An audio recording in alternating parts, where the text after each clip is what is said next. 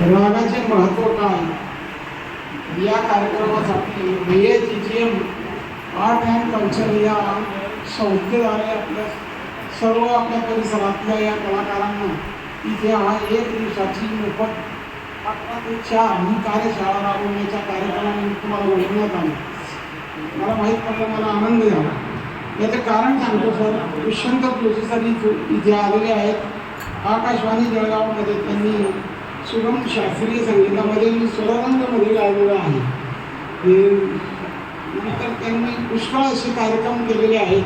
विष्णू वामन शिरवाडकर यांना ज्ञानपीठ पुरस्कार मिळाला होता दुसरा. ज्यावेळी पहिला पुरस्कार मिळाला भाऊसाहेब तथा वि. खांडेकर यांना, तर त्यावेळी ज्ञानपीठ त्या समुदायाने विचारलं होतं सर की श्रेयाम प्रसाद जैन यांनी की दुसरा पुरस्कार मराठी साहित्यामध्ये कोणाला मिळावा, तर त्यांनी उत्तर दिलं होतं सर की विवा शिरवाडकरांना मिळाला. नेमकं त्यांना मिळाला 1990 साली.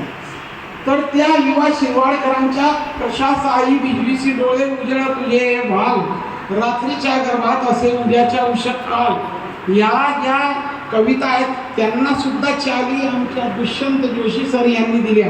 म्हणून आपण सर्वांच्या वतीने मी त्यांना मानाचा मुजरा करतो.